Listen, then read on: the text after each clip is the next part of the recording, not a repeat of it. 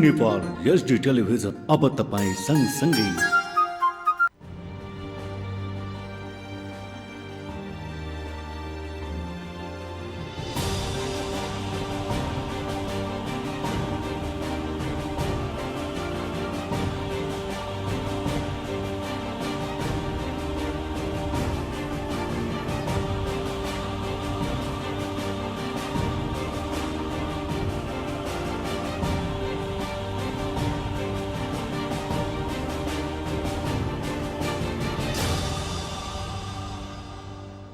आदरणीय दर्शकबिन नमस्कार। तपाईहरु हेर्दै हुनुहुन्छ जी नेपाल एचडी टेलिभिजनबाट प्रसारित कार्यक्रम स्वास्थ्य नै जीवनमा। प्रस्तुता सुमन गिरी।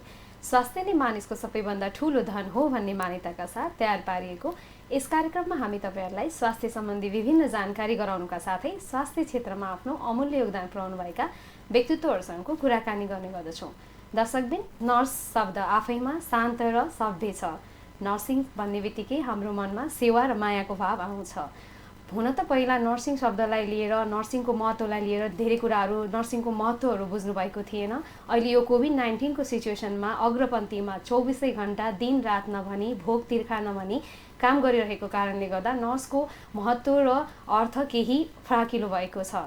दर्शकबिन, हुन त WHO ले 2020 साललाई नर्सिङ र मिडवाइफरीको इयर भनेर भनेको थियो। त्यो कुरालाई कोभिड-19 को सिचुएसनले अझै उजागृत गरेको छ।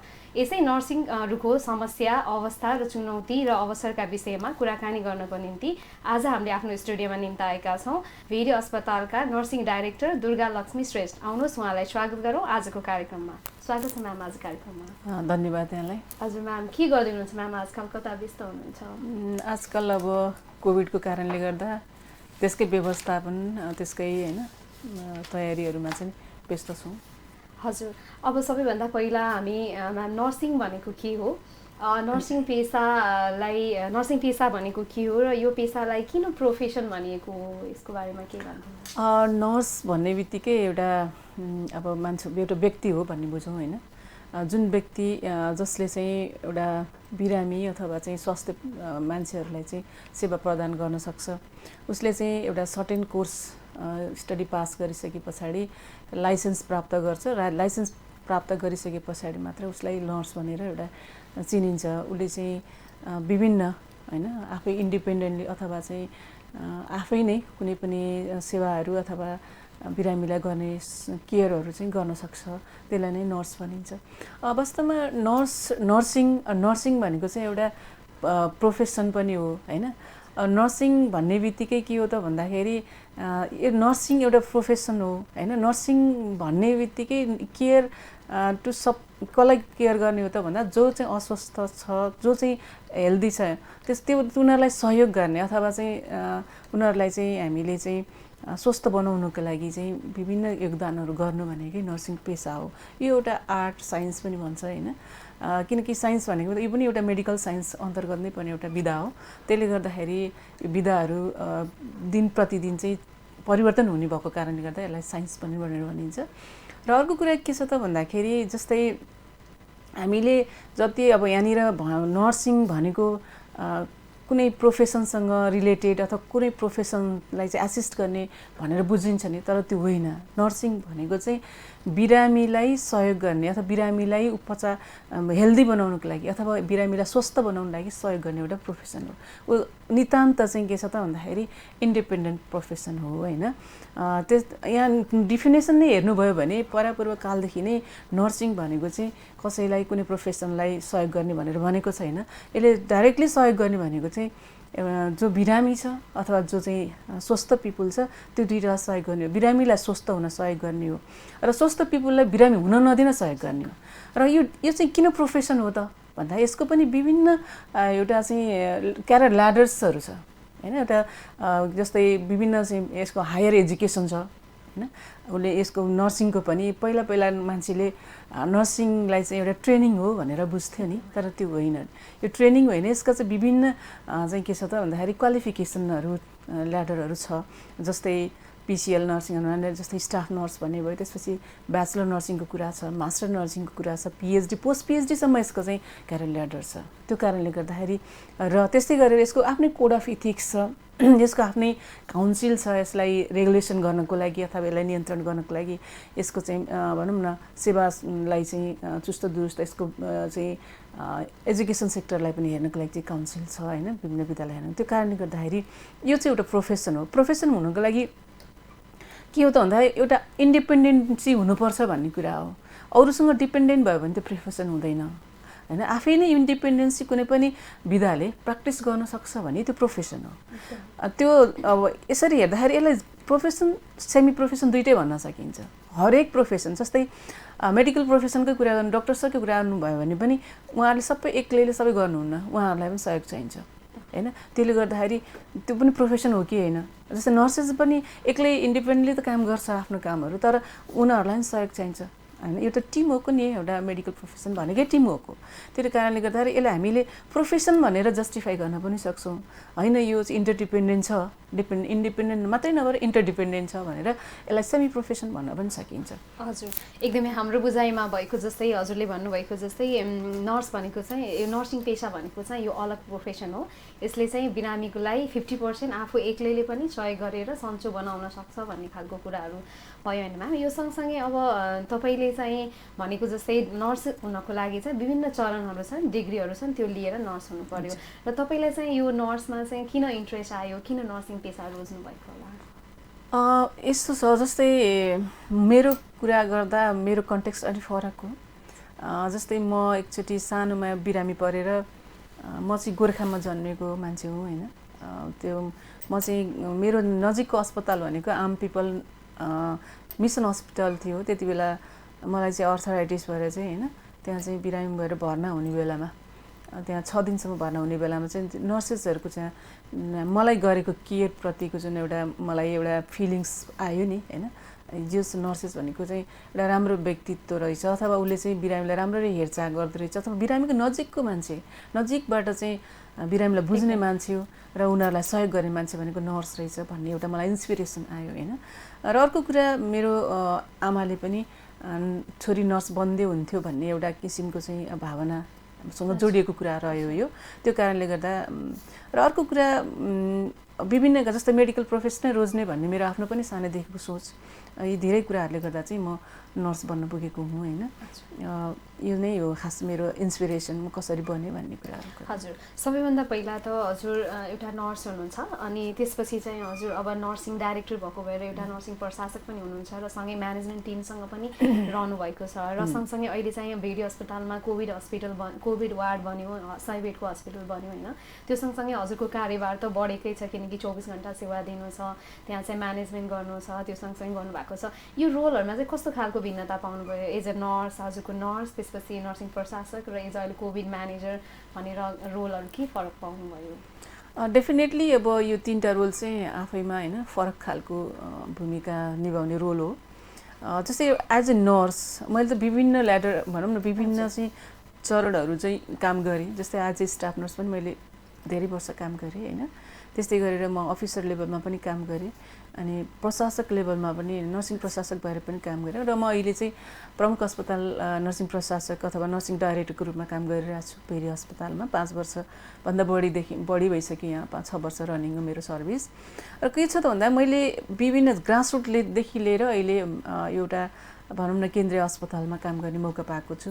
एउटा ग्रासरुटमा एउटा नर्सेसले गर्ने भूमिका, एउटा नर्सेसको रोल चाहिँ एकदमै ठुलो रोल हो होइन। एउटा बिरामीको चाहिँ नजिकमा प्रत्यक्ष रहेर चाहिँ उसले चाहिँ बिरामीको हरेक समस्यालाई बुझ्ने, उसलाई सहयोग गर्ने होइन, उसको चाहिँ विभिन्न हिलिङ प्रोसेसमा चाहिँ सहयोग गर्ने काम चाहिँ नर्सेसको हुन्छ। उसले चाहिँ अलिकति के हुन्छ त अलिक दायरा चाहिँ कम हुन्छ। उसले आफ्नो सिफ्टको ड्युटी गर्छ, आफ्नो सिफ्टमा भएको बिरामीको चाहिँ काम भनौँ न डाइरेक्टली चाहिँ केयर गर्छ, त्यस्तो खालको रोल हुन्छ एउटा नर्सेसको होइन। र पनि उसले चाहिँ के त ओभरअल त्यहाँ पनि म्यानेजमेन्ट चाहिँ जोडिएको हुन्छ, किन आफ्नो सिफ्टमा आफ्नो चाहिँ वार्डमा भएको पेसेन्टहरूलाई कम्प्लिटली म्यानेजमेन्टदेखि लिएर उसलाई केयर गर्ने, उसका हरेक कुरा ट्रिटमेन्टलाई फलो गर्ने, हरेक कुराहरू मेडिकल एडभाइसहरू फलो गर्ने कुराहरू त्यहाँ रहन्छ। र पनि अब एडमिनिस्ट्रेटिभमा एडमिनिस्ट्रेटर भइसके पछाडिको कुरामा चाहिँ के छ त भन्दाखेरि अलिकति यो चाहिँ अलिकति ब्रड भयो कि यहाँनिर मैले क्लिनिकल वर्क भन्दा पनि बढी चाहिँ मैले एडमिनिस्ट्रेटिभ वर्क गर्नुपर्ने हुन्छ। जस्तै मैले एउटा वार्ड हेर्थेँ अथवा एउटा चाहिँ सिफ्ट हेर्थेँ पहिला भने, अहिले मेरो दायरा चाहिँ बढ्यो, किनभने मैले एउटा हस्पिटलमा भएको जति पनि नर्सेसहरू छ, वार्डहरू छ, त्यो सबैको व्यवस्थापन, नर्सेसको म्यानेजमेन्टदेखि लिएर हरेक कुरालाई मैले चाहिँ गर्नुपर्ने हुन्छ र उनीहरूको हरेक कुरा लिभदेखि लिएर होइन, उनीहरूको अब रिक्रुटमेन्टदेखि लिएर हरेक कुरामा मैले चाहिँ इन्भल्भमेन्ट हुनुपर्ने भएको कारणले गर्दाखेरि र उनीहरूको समस्यालाई लिएर पनि होइन, विभिन्न चाहिँ अब प्रब्लम सल्भिङका कुराहरूलाई लिएर पनि अगाडि बढ्नुपर्ने भएको कारणले गर्दा दायरा अलिकति फरक छ। यो चाहिँ रह्यो एडमिनिस्ट्रेटिभ रोलको कुरा अथवा एडमिनिस्ट्रेटर भएर गर्नुपर्ने कुरा। अब यो अहिलेको कोभिडको सन्दर्भमा कोभिडलाई म्यानेजमेन्ट गर्ने बेलामा चाहिँ अब कस्तो छ त भन्दाखेरि अलिकति फेरि फरक रोल भयो होइन। त्यो सँगसँगै जस्तै as a nurse, as a administrator, सँगसँगै फेरि कोभिडलाई कसरी म्यानेज गर्ने भन्ने कुरा एउटा पार्ट भयो। अहिले नयाँ सन्दर्भ, कोभिड भनेको नयाँ एउटा चाहिँ नोभल चाहिँ भाइरसले गर्ने एउटा होइन, एउटा चाहिँ इन्फेक्सियस डिजिज भएको कारणले गर्दाखेरि यसको लागि हामीले धेरै कुराहरू प्रिकसन लिनुपर्ने, पहिला जे गरिरहेको थियो त्यो म्यानेजमेन्टलाई चाहिँ अलिकति फरक ढङ्गले गर्नुपर्ने भएको हुनाले चाहिँ यसमा अब हामीले यसको जस्तै स्टाफलाई कसरी चाहिँ प्रिभेन्ट गर्ने, पेसेन्टलाई चाहिँ ट्रान्समिसनलाई हुन नदिने कसरी चाहिँ हामीले प्रिभेन्ट गर्ने कुराहरू र इन्फेक्सन प्रिभेन्सनको चाहिँ कसरी चाहिँ प्र्याक्टिस गर्ने हस्पिटलमा कोभिडबाट चाहिँ होइन ट्रान्समिसन हुनबाट बचाउनको लागि, यी कुराहरू गर्नुपर्ने भएको कारणले गर्दाखेरि चाहिँ कोभिडको लागि छुट्टै खालको चाहिँ इन्फ्रास्ट्रक्चर, इनलेट, आउटलेटको कुराहरूदेखि लिएर म्यानेजमेन्टमा अब सकेसम्म कन्ट्याक्ट मिनिमम कन्ट्याक्ट गर्ने भनेर जुन WHOकै स्ट्यान्डर्ड भएको कारणले गर्दाखेरि त्यो मिनिमम कन्ट्याक्ट गर्नलाई के कुराहरू चाहिँ हामीले चाहिँ फन्डामेन्टल्सहरू चाहिँ तयार गर्ने, यी कुराहरूमा एक्सर्साइज गर्नुपर्ने कुराहरू भएको कारणले गर्दा यो चाहिँ अलिकति फरक नै कुरा हो। धेरै नै एक्सर्साइज गर्नुपर्ने कुराहरू छन् यिनीहरूमा।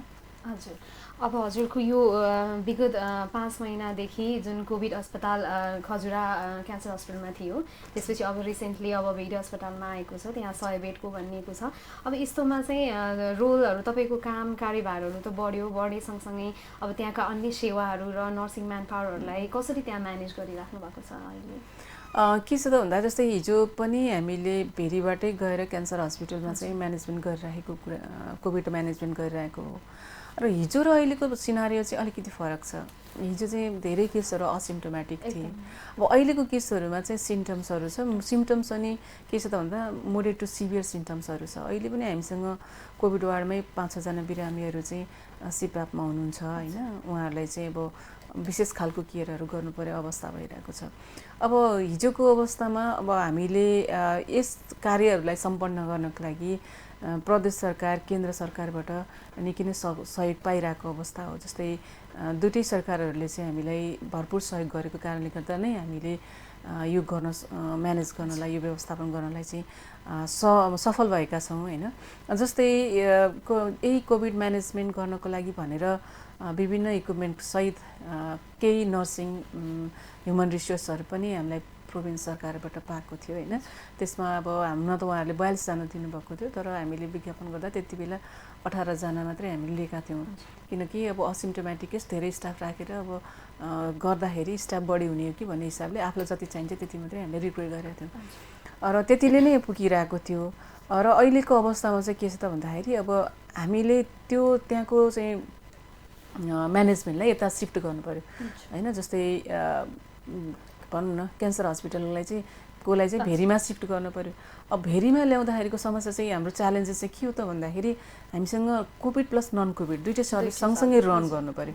त्यसले गर्दा सुरुमा अलिकति अलमल पनि भयो, के गर्ने कसरी जाने भन्ने कुराहरू। भेरीलाई आइसोलेसन सेन्टर बनाइसके पछाडि हामीले कोभिड केस राख्न थाल्यौँ। एकछिन हाम्रो चाहिँ जुन पूर्व भनौँ न तयारी नभइसकेको जुन आइसोलेसन वार्ड थियो, त्यो कारणले गर्दा हामीले एकछिन चाहिँ के गर्नु त पर्यो भन्दाखेरि जस्तै क्याबिनहरूमा पोजिटिभ राखेर यतातिर नेगेटिभ राखेर पनि काम गर्नुपर्ने अवस्था आयो। अब त्यो कारणले गर्दाखेरि जस्तै त्यसमा रिस्क चाहिँ के हुन्छ, ट्रान्समिसन रिस्क चाहिँ स्टाफहरूलाई पनि हुने भयो, भिजिटर्सलाई हुने भयो र पेसेन्ट टु पेसेन्ट पनि हुन सक्ने चान्सेस चाहिँ हुने भयो। त्यो कारणले गर्दा हामीले छिटो नै के गर्यौँ त, अर्को जुन अहिले कोभिडको लागि डिजाइनेटेड बनाइएको हाम्रो 2टा हल छ, त्यो हललाई चाहिँ एकदमै छिटो म्यानेज गरेर, जस्तै त्यो म्यानेज गर्नलाई सम्पूर्ण यो भनौँ न केन्द्रीय सरकार, प्रदेश सरकार प्लस यहाँका स्थानीय निकायहरू सबैको सहयोगमा चाहिँ त्यो कोभिड वार्ड चाहिँ हामीले सम्पन्न भनौँ न छिटोभन्दा छिटो चाहिँ बनाउन चाहिँ पायौँ, जसले गर्दा अहिले हामीले पोजिटिभ छुट्टै राख्न पाएका छौँ। त्यसमा पनि अब होइन नेगेटिभ भनौँ न जो चाहिँ सस्पेक्टेड केसहरू छुट्टै राखेका छौँ, त्यसले गर्दाखेरि अलिकति हामीलाई काम गर्न सजिलो भएको छ।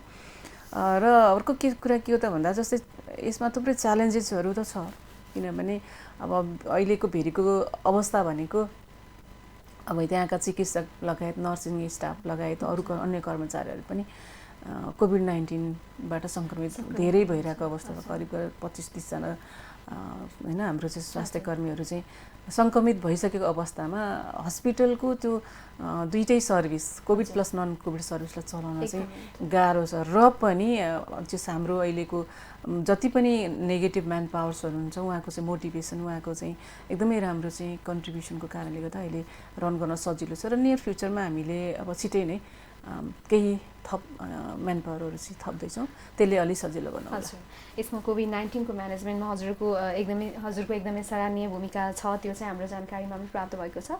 सँगै यो कोभिड-19लाई चाहिँ नि अहिले के भनेको छ भने स्वास्थ्य कर्मीहरू नर्सेसहरूको लागि भनौँ एउटा चुनौती र अवसर दुइटै छ भन्ने खालको छ, यसलाई चाहिँ कसरी हजुरले डिस्क्राइब गर्नुहुन्छ? अब यस्तो छ, जस्तै यो चुनौती पनि हो अवसर पनि हो। अब चुनौती भन्नाले आफू नै सङ्क्रमित हुने चान्सेस छ। अब सङ्क्रमित मात्रै अब असिम्टोमेटिक भए त खासै फरक परेन। अब यसमा अहिले असिम्टोमेटिक भनेर बस्यो, भोलिबाट सिम्टम देखिन्छ, पछि सिभियर हुन्छ। अब कसलाई चाहिँ सिभियरिटी आउँछ कसैलाई पनि थाहा छैन। त्यो कारणले गर्दा त्यो रिस्क चाहिँ छँदैछ हैन, त्यो एउटा चुनौती नै हो। अर्को कुरा नयाँ परिवेशमा अहिलेको उसमा चाहिँ हैन अब कोभिडसँग काम गर्ने भनेको फुल पिपी लाएर काम गर्ने हो। अब यो गर्मी ठाउँ हैन, नेपालगञ्ज जस्तो गर्मी ठाउँमा फुल पिपी लाएर काम गर्नु भनेको सानो कुरा चाहिँ होइन हैन। त्यो हामीलाई 1 घण्टा 2 घण्टा नै पिपी लाएर बस्दाखेरि त कति गाह्रो हुन्छ भनेपछि त्यहाँ कन्टिन्यू पिपी लाएर बस्ने काम गर्नु चाहिँ एकदमै गाह्रो हो हैन, किनकि त्यहाँ लगाउने जुन गगल्सहरू हुन्छ त्यसमा बाफले भरेर आँखा देखिँदैन हैन। अब फेरि पिपी लगाइसके पछाडि फेरि रिटर्न चाहिँ अर्को चाहिँ हैन कन्ट्रोल रुममा आउन पाइँदैन। उनीहरूलाई के समस्या हुन्छ अहिले त हामीले व्हाइट बोर्डहरू राख्दैछौँ हैन भने चाहिँ उनीहरूलाई कम्युनिकेसनमै गाह्रो हुन्छ कि एक त बोलेको पनि बुझिँदैन त्यहाँबाट हैन। अर्को कुरा चाहिँ नजिक कोही भएन भने उहाँलाई सपोर्ट गर्न गाह्रो हुन्छ। अब अपर्च्युनिटीको रूपमा हेर्दाखेरि चाहिँ के हो त यो भन्दाखेरि नयाँ सिनारी हो। अब यस्तो पेन्डेमिक सिचुएसनमा काम गर्ने अवसर हामीले पहिला पाएका थिएनौँ र अहिले यो चाहिँ नेपालको मात्रै कन्टेक्स्ट होइन कि ग्लोबल्ली नै पेन्डेमिक सिचुएसनमा चाहिँ नेपालमा पनि केसहरू छन् र त्यो केसलाई कसरी म्यानेज गर्ने, एउटा चाहिँ कस्तो खालको इन्फ्रास्ट्रक्चरहरू तयार गर्ने, कस्तो खालको चाहिँ ह्युमन रिसोर्स चाहिँ प्रिपेयर गर्ने, यो कुराहरूमा चाहिँ हामीलाई चाहिँ के त भन्दाखेरि नयाँ कुराहरू लर्न गर्ने हैन, नयाँ चाहिँ काम गरेर नयाँ एक्सपिरियन्सहरू गेन गर्ने लेसन लर्नका कुराहरू चाहिँ भएका छन्। त्यो चाहिँ हामीले अपर्च्युनिटीकै रूपमा लिएका छौँ। हजुर, एकदमै हजुरले एकैछिन अगाडि भन्नुभयो लगभग अस्पतालमा 20-25 जना स्वास्थ्य कर्मीहरू सङ्क्रमित भइसक्नु भएको छ।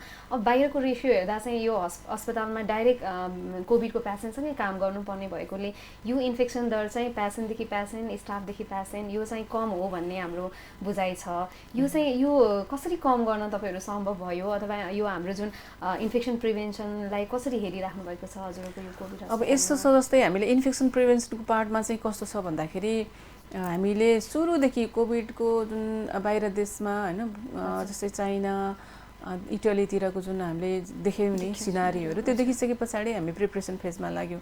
WHO को गाइडलाइनदेखि आइपिसीमा जुन भनौँ न इन्फेक्सन प्रिभेन्सन कन्ट्रोलको गाइडलाइनदेखि लिएर हरेक कुरालाई हामीले लर्न गर्दै गयौँ, त्यसको गाइडलाइनलाई हामीले एडप्ट गर्दै गयौँ र त्यसको हामी त्यो बनाइसके पछाडि हामीले के हरेक स्टाफलाई चाहिँ हामीले के गर्यौँ त माथिदेखि तलसम्म स्टाफहरूलाई चाहिँ यो लेभलको एउटा ट्रेनिङ चाहिँ हामीले अर्गनाइज गर्यौँ र सबैलाई ट्रेनिङ दियौँ। सुरुमा त सबै डराउनु भयो, डराइसकेपछि अब बिरामीले केयर पाउने सम्भावना कम भयो हैन, र चाहिँ भनौँ न केयर नपाउँदाखेरि अकालमा मर्ने अथवा ट्रिटमेन्ट नपाएर चाहिँ मृत्यु हुने सङ्ख्या बढ्न सक्ने सम्भावना रहेको कारणले गर्दाखेरि यसलाई चाहिँ कसरी म्यानेज गर्ने त भन्ने हामीले वैकल्पिक उपाय भनेको कम्तीमा पनि ओरिएन्ट गरौँ हैन, ट्रेनिङ गरौँ। ट्रेनिङ गरिसके पछाडि उहाँहरूको चाहिँ एउटा नलेज लेभल बढ्छ र नलेज लेभल बढिसकेपछि उहाँहरू चाहिँ कन्फिडेन्टली अथवा कम्फोर्टली काम गर्न सक्नुहुन्छ भन्ने हामीलाई लाग्यो। र हाम्रो टिमले चाहिँ के गर्यो त भन्दा हरेक चाहिँ काम गर्ने स्टाफहरूको लागि चाहिँ ट्रेनिङ दिने भनेर हामीले थुप्रै फेजमा ट्रेनिङहरू दियौँ। आइपिसीको ट्रेनिङमा यो इन्फेक्सन प्रिभेन्सनको अथवा सङ्क्रमण रोकथामको तालिमहरू सबैलाई कसरी गर्ने, अब जस्तै कसरी पिपिई लगाउने, कसरी चाहिँ फुकाल्ने, मेन फुकाल्ने कुरामा चाहिँ रिस्क हुन्छ हैन, कहाँ गर्ने, कसरी गर्ने, कस्तो स्ट्रक्चर हुन्छ, कसरी मिनिमल चाहिँ कन्ट्याक्टमा जाने बिरामीको, कसरी चाहिँ टाढाबाट बिरामीलाई केयर गर्ने, हरेक कुराहरूको ट्रेनिङहरू दिइसके पछाडि र अर्को कुरा के पनि भयो त भन्दाखेरि अब जस्तै कन्ट्रोल रुमको कुराहरू हामीले गऱ्यौँ हैन, किनकि असिम्टोमेटिक केसलाई जसलाई हामीले एडभाइस दिएर पनि काम गर्न सक्नुहुन्छ उहाँहरूको लागि चाहिँ हामीले कन्ट्रोल रुममै बसेर पनि कति समय चाहिँ ट्रिटमेन्ट भनौँ न केयर गरिरहेको अवस्था हो।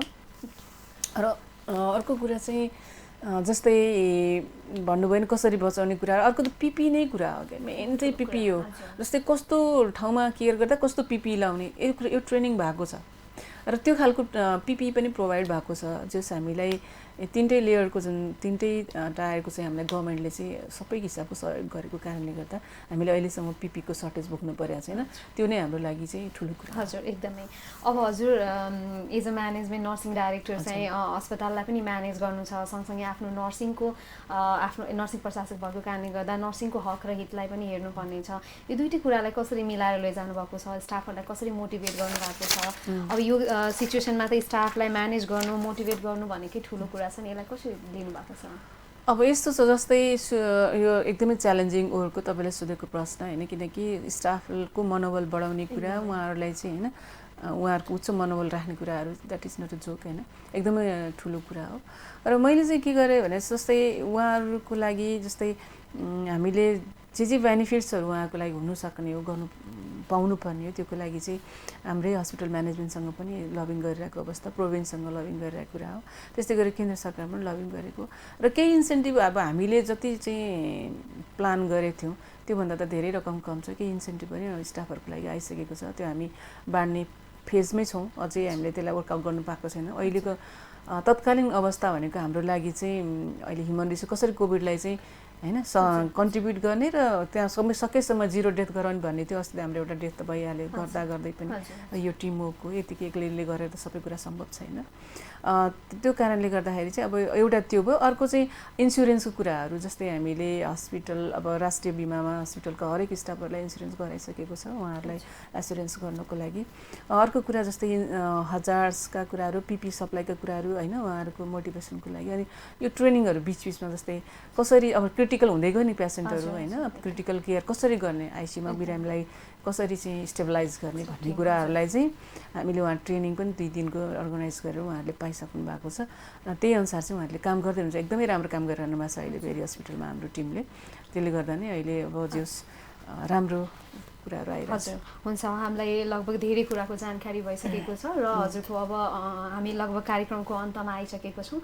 तपाईँलाई चाहिँ शुभकामना पनि दिन चाहन्छौँ। अब चाहिँ जुन कोभिडको म्यानेजमेन्ट छ त्यसमा अझै च्यालेन्जहरूलाई एक्सेप्ट गर्दै अझै प्रगति हुँदै जाओस् भन्ने शुभकामना दिन चाहन्छु। र अन्तमा आइसकेपछि हाम्रो कोभिडमा काम गरिराख्नु भएको फ्रन्टलाइनर अनि त्यसपछि आएर फ्रन्टलाइनरहरू, स्वास्थ्यकर्मीहरू, नर्सेसहरूलाई के कस्तो खालको सन्देश दिन चाहनुहुन्छ?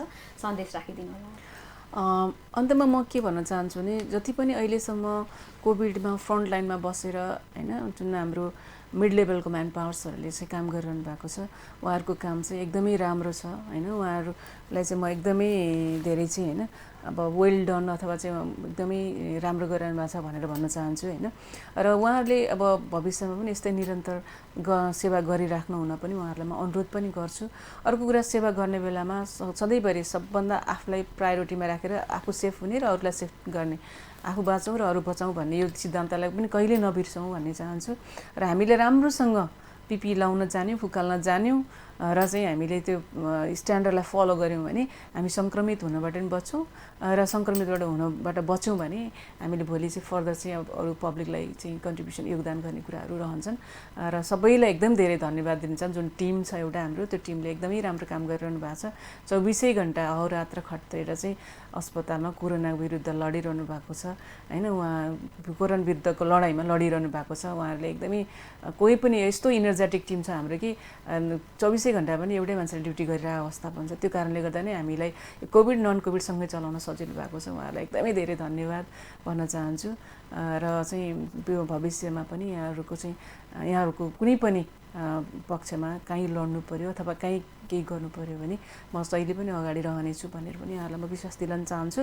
र एकदमै ढुक्क भएर काम गर्नुहोस्, सेफ्टी लिएर काम गर्नुहोस्, धेरै डराउनु पर्दैन र नडराउनु भने 0 पनि होइन, तर आफूले स्ट्यान्डर्ड फलो गरेको खण्डमा कोभिड सर्दैन भन्ने कुरा हामी धेरैले पनि बुझेका छौँ, देखेका पनि छौँ। त्यही कुरालाई अवलम्बन गर्नुभयो भने भोलिका दिनमा पनि यस्ता कुराहरू हामी यस्ता लड्ने कुराहरूमा कोभिडसँग जुझ्ने कुराहरूमा चाहिँ सफल हुन्छौँ भनेर भन्न चाहन्छु। सबैलाई धेरै धन्यवाद दिन चाहन्छु। दर्शकबिन तपाईहरु हेर्दै हुनुहुन्छ कार्यक्रम स्वास्थ्य नै जीवन। आजको कार्यक्रममा हामीसँग हुनुहुन्थ्यो वीर अस्पतालका नर्सिङ डाइरेक्टर श्री दुर्गा लक्ष्मी श्रेष्ठ। उहाँसँग आज हामीहरूले नर्सिङको अवस्था के छ कोभिड-19 को सिचुएसनमा भन्ने बारेमा हामीले धेरै जानकारीहरू प्राप्त गर्यौं। दर्शकबिन यो कार्यक्रम प्रत्येक सोमबार दिउँसो 2 बजेदेखि 2:30 बजेसम्म र पुनः प्रसारण प्रत्येक शुक्रबार 4:30 बजेदेखि 5 बजेसम्म प्रसारण हुने गर्दछ। कार्यक्रम स्वास्थ्य नै जीवन हेर्न नभुल्नुहोला। यसै भनाइका साथ म प्रस्तुता सुमन गिरी आजको कार्यक्रमबाट बिदा चाहन्छु। हवस् त, नमस्कार।